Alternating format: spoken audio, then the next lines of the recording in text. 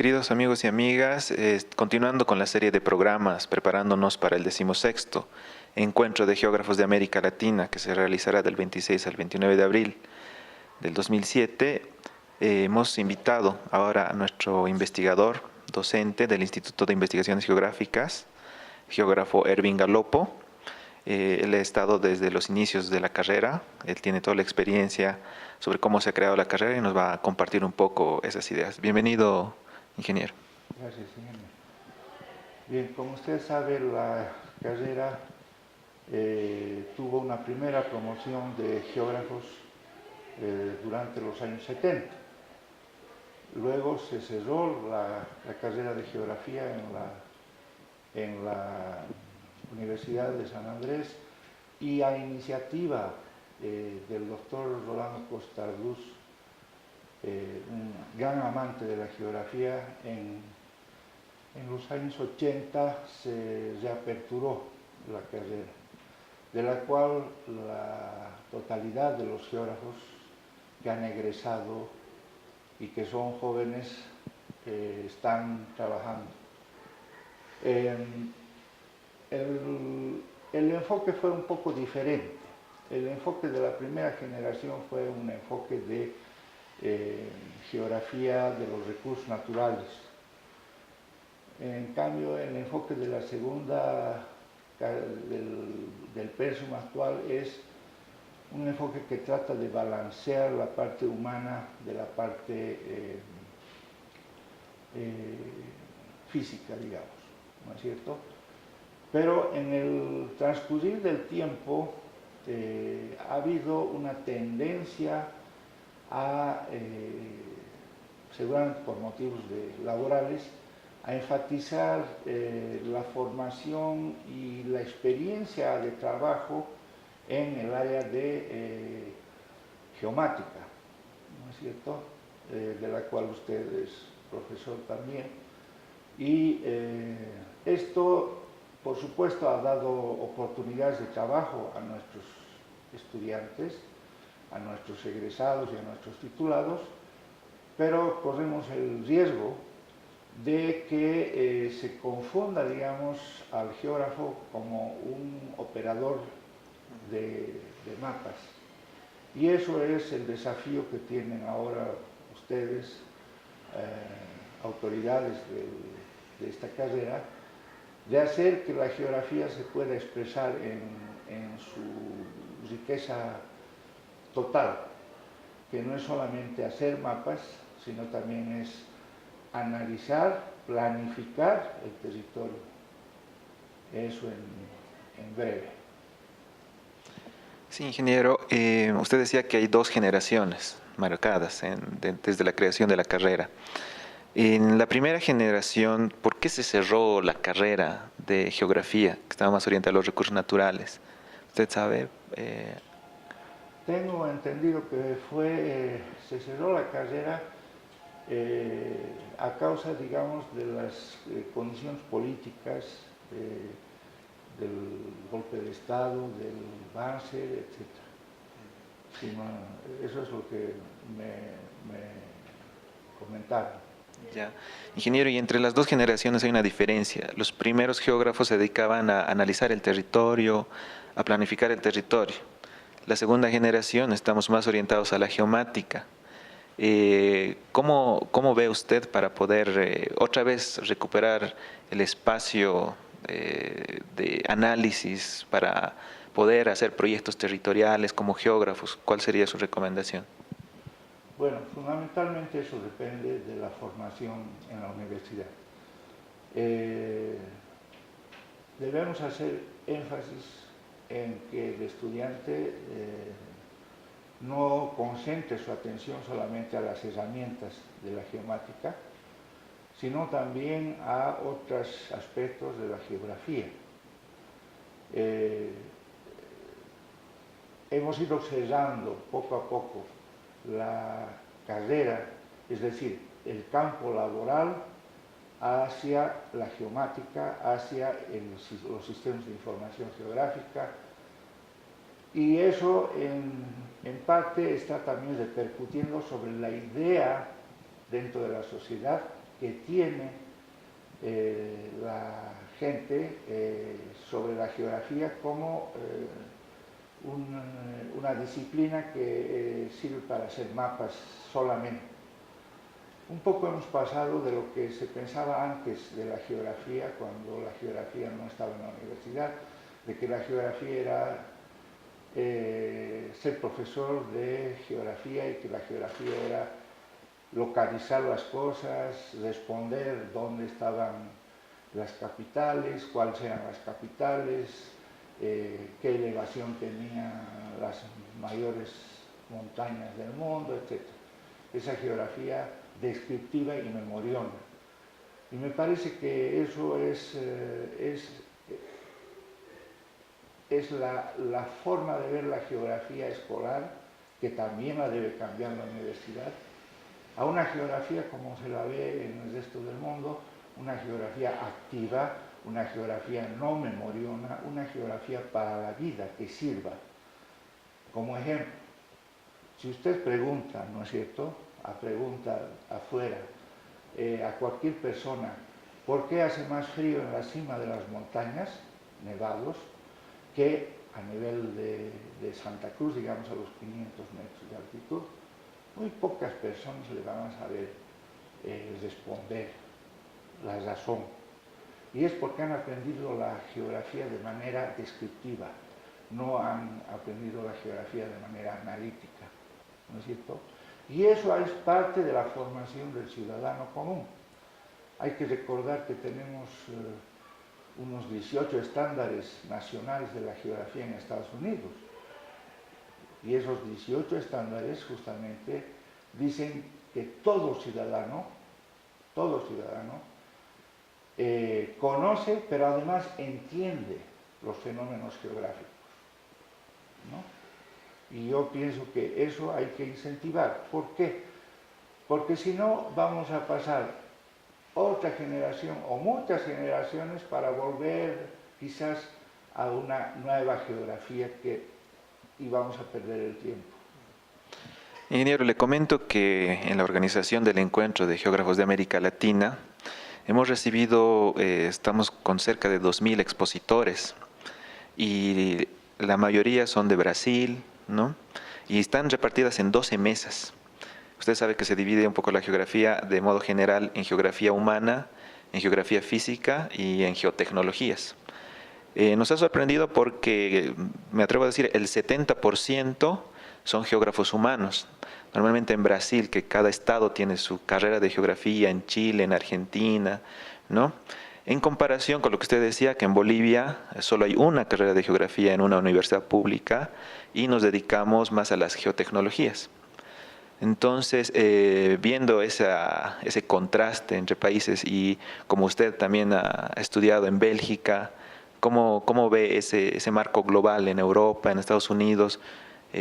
¿Por qué hay esa diferencia? ¿Por qué ese contraste entre geografía humana, geografía física y geotecnologías dentro de las universidades?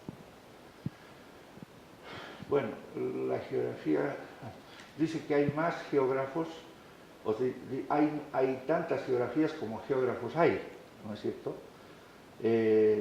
Pero en nuestro caso hay una cosa muy particular. No hay que olvidar que básicamente este congreso va a reunir personalidades que son académicas, fundamentalmente. Entonces estamos viendo, digamos, solamente un aspecto, ¿no es cierto? La mayoría de los expositores son profesores de universidades o son doctorantes que están en la universidad. No estamos viendo, ¿no es cierto?, la gente que está fuera de la academia, que no está en la educación, sino que está en la acción, digamos, la aplicación, ¿no es cierto?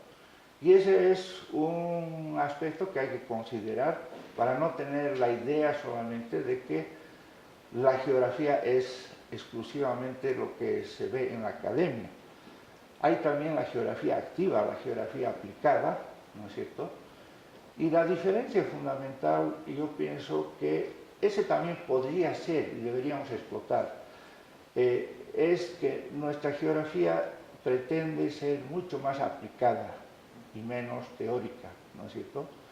Pero no tenemos que reducirla demasiado a solamente la aplicación, porque ahí vamos a hacer perder digamos, la base, la filosofía de lo que debe ser la geografía. La experiencia de nuestros colegas ya en el campo laboral, muchos empiezan con los sistemas de información geográfica, muchos empiezan con teledetección, con cartografía, ¿no? Pero muchas veces nos falta el análisis teórico del territorio. Y eso se ha visto, por ejemplo, que cuando hay debate, por ejemplo, en temas de medio ambiente, de cambio climático, de riesgos, de límites, el caso, por ejemplo, de áreas protegidas, ¿no? El caso del TIPNIS, por ejemplo, a mí me ha parecido interesante porque es un aspecto netamente de análisis geográfico. Mucha gente quiere hacer el camino porque eso implica desarrollo, pero por otro lado están los ambientalistas, ¿no? Que normalmente quieren proteger todo ser vivo que está ahí, la vegetación. Entonces hay un contraste bien fuerte. De alguna manera hay un desarrollo económico, ¿no? Y por el otro lado también están los pueblos indígenas. Entonces los especialistas, sociólogos, ¿no? Humanos, se dedican a proteger a las personas, al desarrollo económico, los economistas. Pero por otro lado los medioambientalistas, los físicos, los naturalistas, están protegiendo el medio ambiente, pero a veces las poblaciones están en condiciones muy malas de vida. Como geógrafo he podido percibir que el geógrafo en su transversabilidad se sitúa en ambos lados. Nos toca trabajar tanto con economistas como con físicos y biólogos. Entonces podemos tomar determinaciones y asociar ese debate, porque a veces ni el lenguaje es el mismo. ¿Usted cómo ve esa relación del geógrafo, por ejemplo, para poder ayudar a tomar esas decisiones? No, yo coincido plenamente con usted.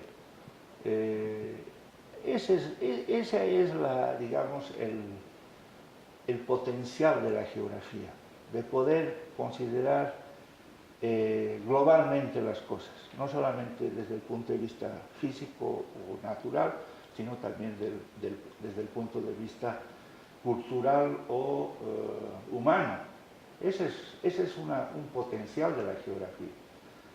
Y justamente ese potencial no hay que perderlo. Lo estamos perdiendo poco a poco porque los chicos se están dedicando básicamente a la geomática, exclusivamente, ¿no es cierto? Y eso es muy peligroso para el mercado laboral, porque ser operador de sistemas de información geográfica es como ser jugador de fútbol. En una oficina, en una institución o en una empresa, los ejecutivos, los jefes, etcétera, quieren de los operadores gente que produzca de manera, digamos, concreta y rápidamente. No necesitan del operador gente que piense, ¿no es cierto? Básicamente. No, el analista no es el operador. Entonces resulta que si uno solamente se forma pensando en ser operador, con la edad va a perder los reflejos y la agilidad que tiene todo joven y que tiene que tener un operador. Entonces su vida útil, profesional, se acorta, porque a cierta edad ya van a venir gente más, digamos, más apta para ese trabajo. Entonces tenemos que tratar de que el geógrafo no se, digamos, limite solamente al operador. Esto se ve en todas las profesiones. Los operadores son los que producen las cosas concretas. Pero ¿quiénes piensan?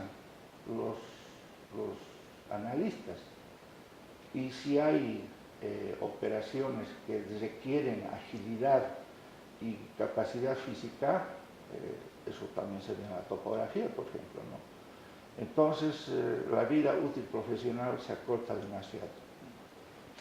Y en el caso concreto, ya yéndonos a la aplicación, por ejemplo en el TIPNIS, ¿usted de qué lado estaría como geógrafo, no? ¿O cómo lo interpretaría eso? ¿Apoyamos el camino o se protege el medio ambiente? ¿Cuál sería su posición como geógrafo en ese caso? Ya. Bueno, en el caso del TIPNIS, hicimos un ejercicio de geopolítica, de análisis geopolítico con los estudiantes hace unos años atrás. Y básicamente dentro de la geopolítica tenemos que definir quiénes son los actores, primero. Segundo, cuáles son las características geográficas del juego. Y tercero, cuál es la lógica de los actores. ¿No es cierto? Bien, en ese ejercicio vimos y teníamos que discriminar los actores que son nacionales, los actores que son regionales y los actores que son extrarregionales. ¿No es cierto? Entonces, ¿quiénes son los actores nacionales o quiénes eran los actores nacionales en ese momento? Bolivia y Brasil. Bolivia porque le interesaba, digamos, conectarse, primero conectar los dos departamentos de manera directa, Cochabamba y el Beni, y segundo porque era interesante conectarse con el interés brasileño de sacar, digamos, toda su producción de esta parte de Rondônia hacia el Pacífico por medio de ese camino. Pero también habían intereses, digamos, internos, que eran los intereses de las regiones. Podían haber regiones que realmente necesitaban y apoyaban la construcción de ese camino y podían haber otras regiones que no les interesaba tanto. Y finalmente digamos, los agentes, los actores multinacionales. ¿Y cuáles son los actores multinacionales? En ese caso podían ser, por ejemplo, los narcotraficantes, ¿no es cierto? Que no tienen nación, digamos, son multinacionales. Pero también las organizaciones ambientalistas, ¿no es cierto? Y esos eran los actores. Estos actores tenían diversas lógicas, ¿no es cierto? Diversas lógicas. Vamos a entrar después a las lógicas. Pero primero, ¿cuáles eran las condicionantes, entre comillas, geográficas? Básicamente es que la zona del trópico de Cochabamba actualmente en su desarrollo se encuentra totalmente ocupada. Ya no hay tierra para los hijos de los actuales colonizadores o productores. ¿Por qué? Porque al sur hay condiciones mucho más difíciles de pendiente para la producción agrícola, además de tener el Parque Carrasco, Nacional Carrasco. Al norte, las sendas de Chapare se detienen allá donde empieza la inundación. Ya no hay posibilidad de asentarse más al norte. Al este está Yapacaní, en el departamento de Santa Cruz, también totalmente ocupado. Entonces, la única zona que le queda apta para la expansión agrícola es al oeste, y al oeste está el parque y el territorio indígena, el Parque Nacional TIPNIS, ¿no es cierto? Y Cibolo Secure. Entonces, la geografía más o menos está listando por dónde tiene que ir la expansión agrícola. Y ahí, básicamente, hay también el juego del actor que es el colonizador, que quiere acceso a más tierras. Hay también la lógica del indígena, del TIPNIS, que son varios grupos, que que están amenazados por la expansión, digamos, de los colonizadores. Pero por cada indígena en el Tigris hay 395 colonizadores. Entonces la fuerza es realmente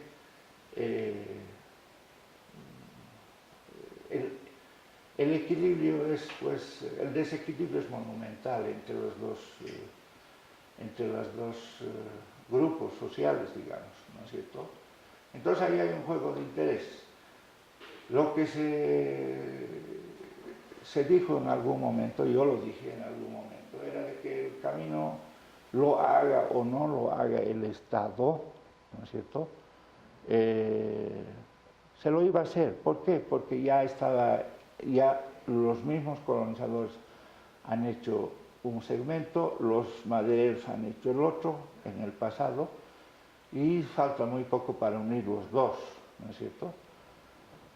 Bueno, aquí hay que tratar de ver la realidad y decir, bueno, como geógrafo, ¿no es cierto? Hay que ver la realidad y decir, bueno, miren, no se trata de cerrar los ojos y de decir que la gente es pobre y por eso nosotros le metemos un camino y vamos a darles todos los servicios, porque eso es abstraerse del impacto. Y el impacto es, para mí, como geógrafo también, no solamente es un impacto ambiental, es también un impacto social, ¿no es cierto? Es un impacto social porque hay esa gente que impavitablemente va a estar obligada a dejar su modo de vida.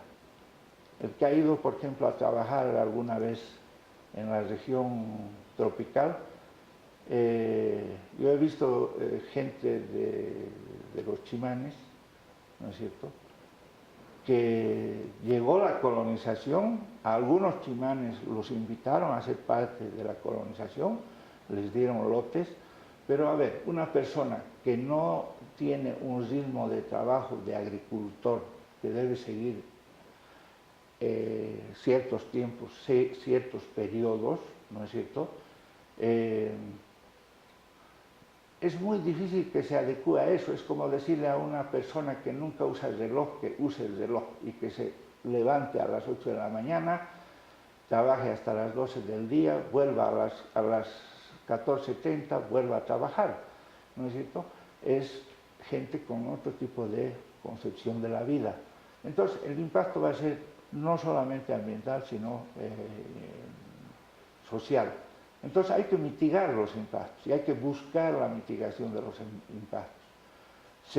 En ese análisis se propuso una vía alternativa, justo por el límite oeste, del parque Isiboro-Sécure, que iba a pasar por un área indudablemente más anegadiza, pero el Brasil tiene la tecnología. Los brasileños han sabido hacer caminos sin mayor impacto y caminos duraderos en el pantanal brasileño. Entonces, desde el punto de vista de la tecnología, eso parece no ser imposible. Ingeniero, es interesante sobre lo que usted toca en las maneras de la cosmovisión del buen vivir, por ejemplo, ¿no? Es diferente lo urbano con lo rural. Y usted mismo dijo que esa perspectiva que tienen sobre cómo se vive bien. A veces se piensa que, por ejemplo, el desarrollo, tener una ciudad, edificios, todo pavimentado es buen camino, pero parece no ser así, ¿no? ¿Qué opina sobre esa política del vivir bien? Sí. Hay un estudio que ha mandado hacer el PIEB sobre la concepción o los conceptos del bien vivir en Bolivia, y es interesante, ¿no es cierto? Hay diferencia, por ejemplo, entre la gente andina y la gente de las tierras bajas, los indígenas de tierras bajas. El concepto para nosotros es más, el vivir bien es ganar más dinero, consumir más, ¿no es cierto?, tener todas esas cosas. En cambio, en ciertos pueblos de la Amazonía, el vivir bien de Bolivia, el vivir bien significa vivir en paz con el semejante, ¿no? Con su comunidad, evitar las peleas, etc. Son concepciones diferentes. Bueno, ingeniero, yo le agradezco y es bastante enriquecedora la experiencia que usted tiene como geógrafo, formado en Bélgica, ha aportado varios años aquí como profesor de la carrera de Ingeniería Geográfica y bueno, nos gustaría tener todavía más programas, más entrevistas con usted, hablando sobre temas también más específicos y la aplicación de la geografía que necesita nuestro país. Entonces yo le agradezco y le hago la invitación para un siguiente programa y tal vez algunas palabras para invitar también al encuentro de geógrafos de América Latina. No, muchas gracias, ingeniero. Para mí es un placer conversar sobre esta temática e invitar además a los profesionales, porque todos somos un poco geógrafos. La geografía es una rama que no es exclusivista y van a ver, sobre todo los profesionales de las ciencias sociales,